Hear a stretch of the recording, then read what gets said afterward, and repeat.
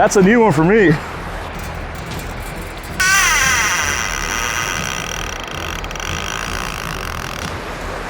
That's like a 9-foot fish right there.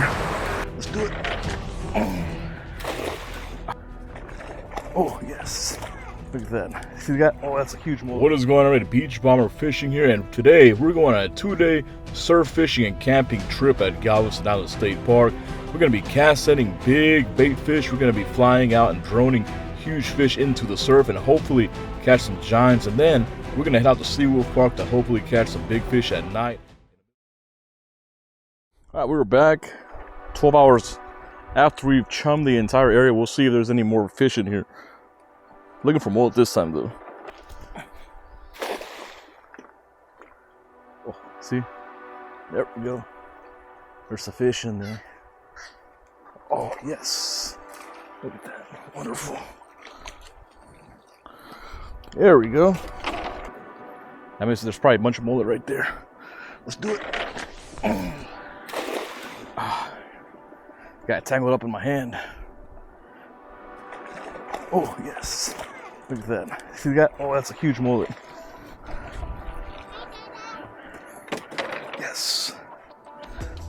Thank you. Oh, how'd you get down there? Be careful. It is.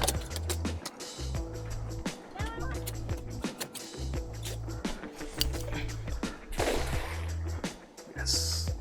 You see that, guys? Landed right on a mullet. On a few. Perfect.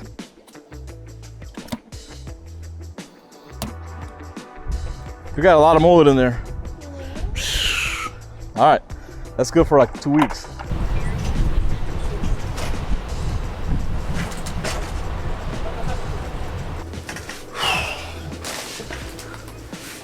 What is going on, everybody? We're gonna be here for 3 days. We're gonna be camping in Galveston Island State Park. We're gonna do some surf fishing because the calm before the storm, it's gonna be like 2-3 miles north winds at the beach, really flat. We're gonna see if we can throw out some lures for some specks. While we're doing that, we're gonna fly out some baits out there, big mullet, crab, whatever at the beach. Hopefully we catch some big fish, and after that we're gonna come in and rest, and then once the weather gets really heavy, we're gonna go to Seawolf Park and hopefully catch some big fish out there.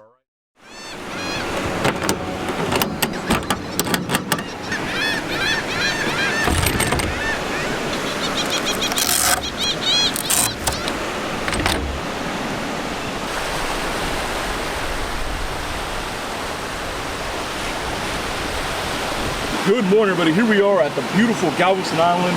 It's completely flat out here. There's no wind. The unfortunate part is that when there's no wind, it's super hot out here. I took a dip in the water. The water feels nice and cool. The reason I'm out here right now is because something that I was doing previously got canceled, and we came out here to the beach. This is right before a storm's gonna hit the Gulf, so it's probably the winds are gonna pick up probably around noon or 1, and after that it's gonna rain really hard. So what we're doing now is we got the drone. We got the drone, we got several other baits that we're gonna be using. More rigs we'll be casting out. We're gonna hopefully catch some big fish out here. It's early morning, it's about 7:30 or 7 something right now in the morning. Beautiful morning, flat. I'm gonna cast out some lures for specks to see if there's anything out there. And then what we're gonna do is we're gonna fly out some big baits and catch some big ones. So hopefully we can catch something. Let's do it. One thing that I would like to mention when you're flying with these drones, this is a SwellPro Splash Drone 4. I've had this for about a year, actually longer than a year. I've done over hundreds of drops, never lost connection with it, never crashed it, nothing. It's in perfect condition, no scratches. It hasn't even been submerged in the water. One of the things is that when you're fishing and flying these drones, you have to calibrate them. Always calibrate them. Every single time you get this calibrated. Before you fly out a bait, do a test flight. Fly it around, see if everything's correct, if it's not veering to the left, to the right, you know, going up and down. When you fly that on GPS, and also learn how to fly, especially the SwellPro, learn how to fly in ATTI.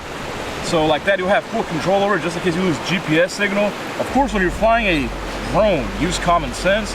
Don't fly in near power poles, don't fly in near antennas or radio towers because you will lose signal in those types of settings. Even a DJI will lose signal in those types of settings, all right? I've had a DJI Mini, I've had the Mavic Pro, the Mavic Air, I've had a pair of drones, and every time that you would fly those drones into areas where there's a heavy electromagnetic current, and our activity, especially by radio towers, you're gonna lose signal. It's gonna be hard to fly. So that's with any drone. But here is the Swellpro Splash Drone 4. I've had great luck with it. Caught several big fish on it. A year later, here it is, still picking hard. It's calibrated, everything, full signal. I'm gonna flip it over here. The bait attacher's down here. We're gonna open it up. That's it. It's ready to fly. Make sure that you don't have any tangles on your line. Lines are free. Perfect. You should be ready to go.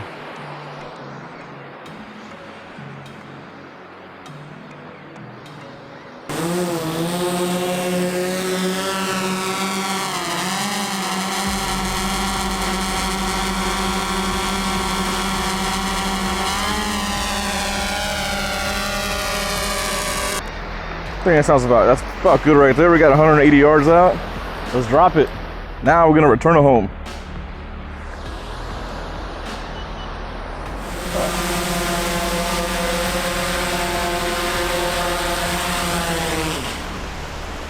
I just came back from drawing out a bait from those guys over there. They had one guy had a Saragossa. It was 8,000. It had about like 100, maybe like 175 yards of 30-pound mono. So I actually flew out their baits like 140 yards. So they have like maybe like 30 yards to fight those. I wonder if we got a bunch of fish in here. Hey, dude, is that the one cast right now?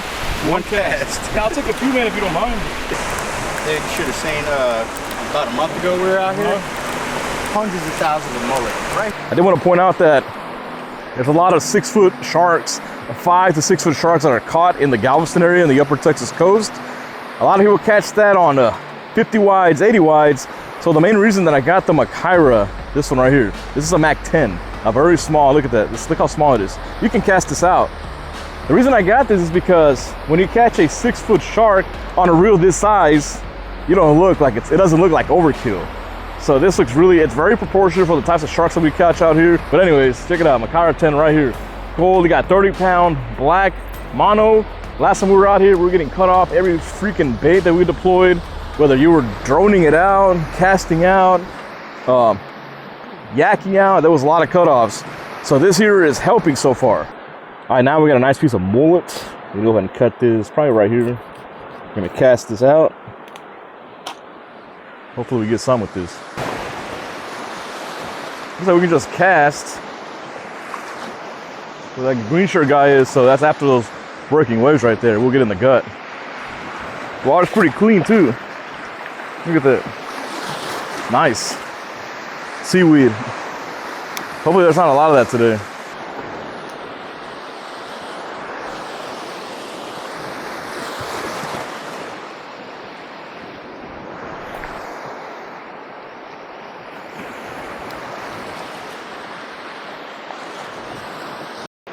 Hopefully something comes along.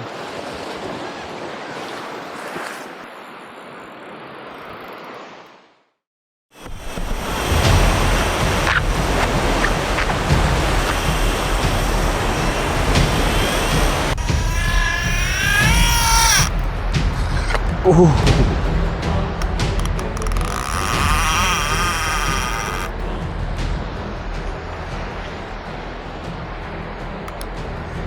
Big fish on already. I don't know if you can see it, but it's a huge fish on here already.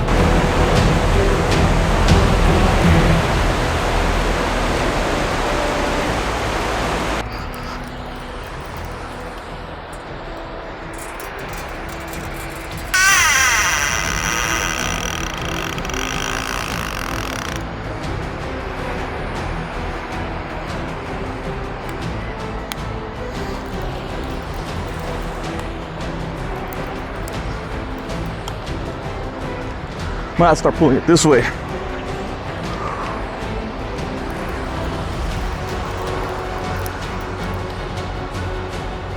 Oh, I see it. Look at that.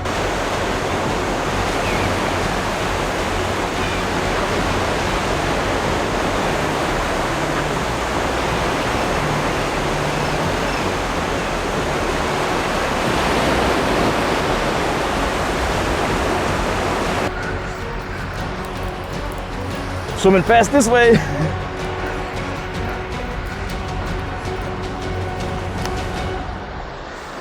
can see all the mullet jumping where it's at. That's crazy. I honestly didn't expect to get anything. See, all the mullet jumping in that area, because that's where the fish is at. Wherever it is. Luckily, it's swimming out that way. There's people over there waiting. There you go. There we go. Big old fish.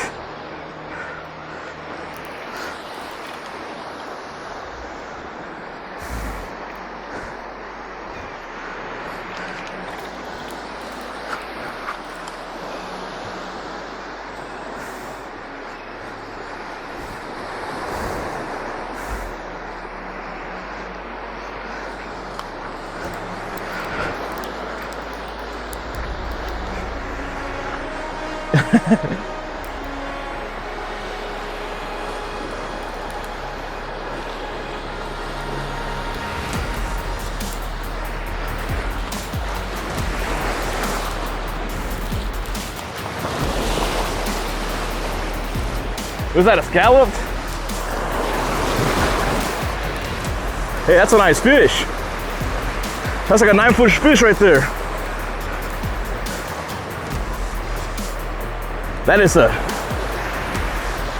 That's a new one for me.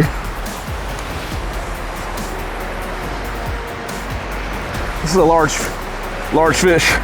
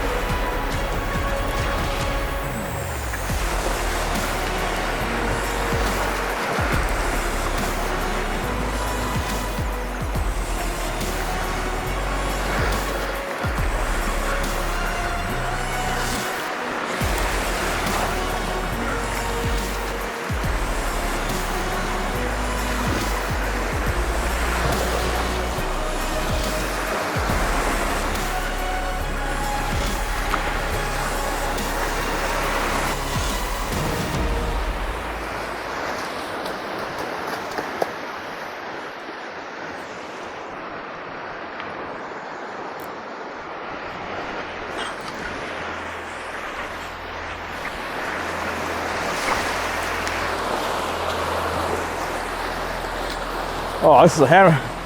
Let's check out this.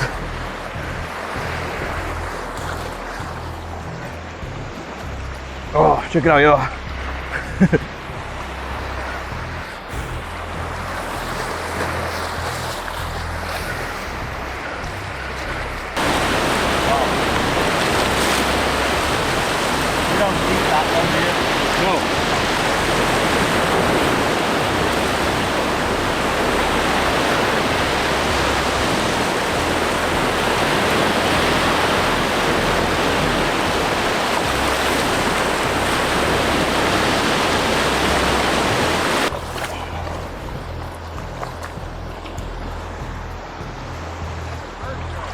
Huh? We've been trying to catch. A hammer?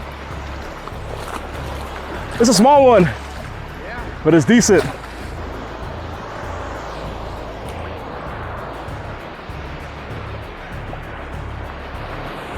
That's an interesting catch out here.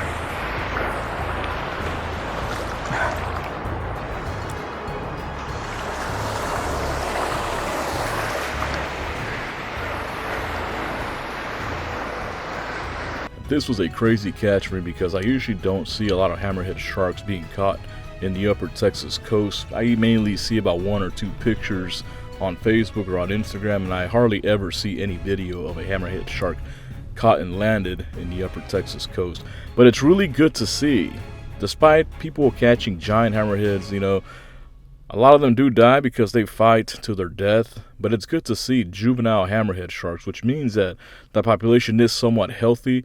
There's a lot of negative talk in regards to fishing, shark fishing in general, especially hammerhead sharks. Most of the time you cannot control what takes the bait. It's a good sign that we can see these hammerheads swimming up and down the coast, and who knows, maybe we'll start catching bigger hammerheads in the upper Texas coast. But to me, I've never caught a hammerhead shark. To me, this is a PB. It's sick. It's amazing. You know, it's really good to see these. And frankly, I'm not big into the LBSF. I like to drone out a bait here and there to see what happens, what's on the, you know, what we can catch. But I'm not super competitive with it. So if you've caught a 10-foot hammerhead shark and you're saying, oh, what a baby, I really don't give a shit, to be honest. I think to me, this makes me happy. I love it, and I'm glad to see it.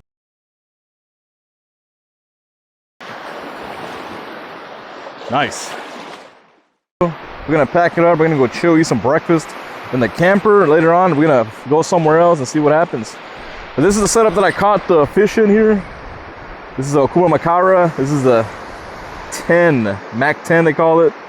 Check it out, y'all. Beautiful reel, nice, really nice, loud clicker, very elegant looking. A ton of drag here, a ton of drag.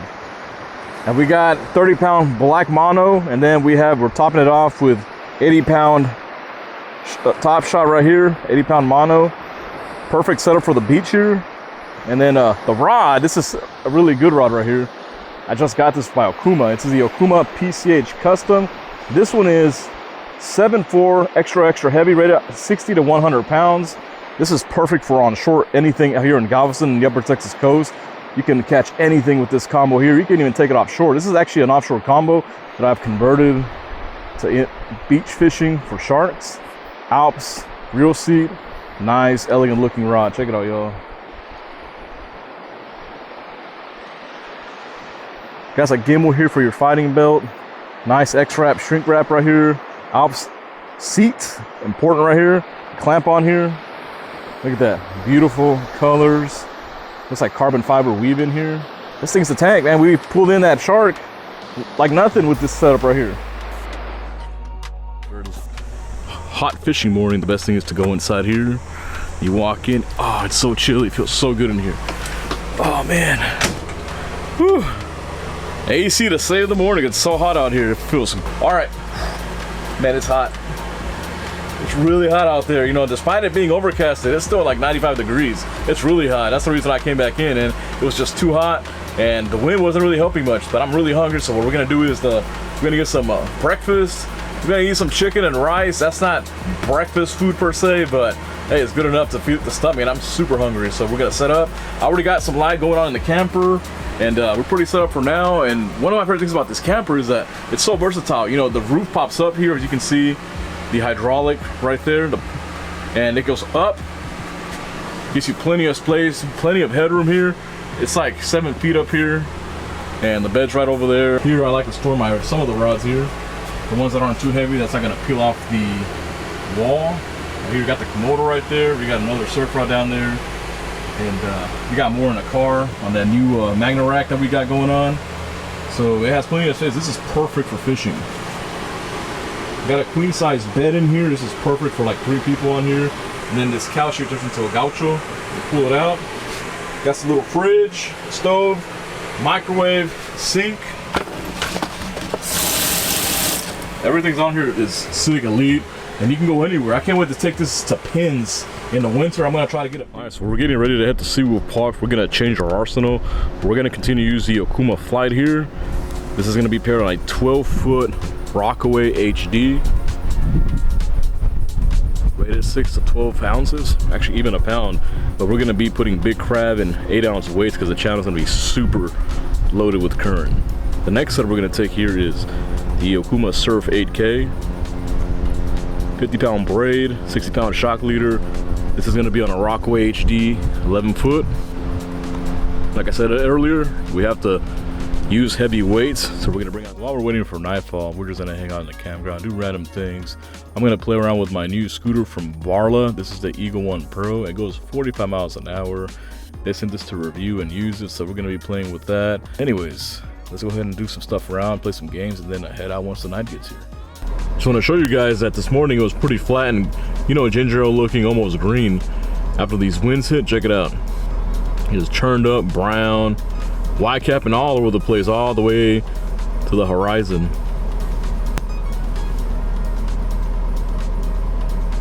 It got dirty real quick after those winds picked up. Look at that. Nice swells too. Alright, so we made it to Seawolf Park. We're hoping to catch something out here. The weather's pretty rough. It's really windy. It's blowing like 20 out of the east. The current is bad. I can tell already by looking at it that the current is really swift. So what we're gonna do is we got crab, we got moil, we got shad, we got all the baits that we can possibly get. We should do good. Hopefully we catch something. I seen some people pull up some sand trout. They're fishing with lights over there. Man, you know what? I might have to try to catch some sand trout because sand trout is candy out here, especially during the bull red run. But we're not quite there yet, but we're gonna use the crabs and see what happens. Hopefully we catch something good. See, when you come out here at Seawolf Park at night, there's people that set up their generators and put their lights into the water. And for now, Homo right here, look at that. He got a cutlass right there. The crazy thing today is that the tide is so high and the east winds coming into the ocean, into the bay, have made the water levels rise. And every single time that a boat comes through here, especially a big tanker, waves break over and spill into here. All right, unfortunately there was nothing biting. These conditions are really hard to fish. The wind is blowing 20 something out of the east when you're fishing a channel, especially this channel right here. The current is ripping through. I couldn't even keep down an 8-ounce weight. I threw out a 12-ounce weight, nothing. It was still dragging along the bottom. Plus I started reeling in seaweed, so at this point it's just time to pack it up and head to the campground and figure out what we're gonna do next. Another one.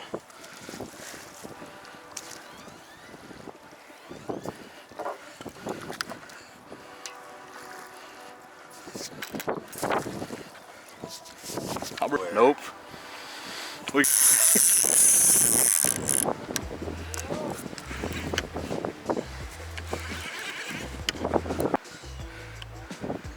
The rocks. It's the rocks. Oh, there we go.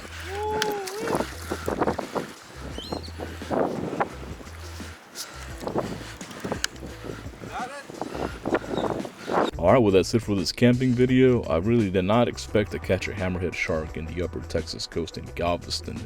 To me that was crazy. I've never caught one, so I was really happy about that.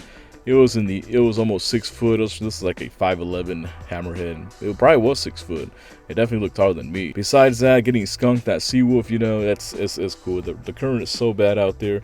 I wasn't really expecting to catch much, but to me it was a very successful trip. Anytime that you can catch a decent fish on a trip, to me that's a success. But anyways, it's even just good to get out of the daily hustle and bustle from your regular job. You know, I have 2 jobs. You know, I work at a big hospital and then I also do this for a living. Alright, well that's it, and I hope you enjoyed this video. Let me know in the comments, do you like watching these camping and fishing videos? To me this is a whole new experience. I really loved it because camping and fishing will go hand in hand. You know, it's so fun and so sick that you can load up an RV, head to your spot and stay there for several days and fish. That to me is the pinnacle of fishing. But anyways, let me know in the comments what I should do next. I will also let you know that I will be doing more gear reviews and reviews on stuff that companies send me. So look out for those. Most of the stuff that I'm going to be reviewing is relevant to fishing. Alright, thanks for watching, y'all. Stay.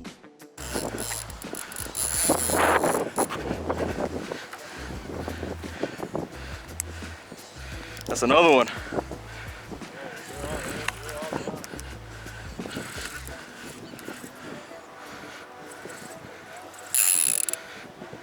Should be 30 plus. About what, like 38, you think? I hope so.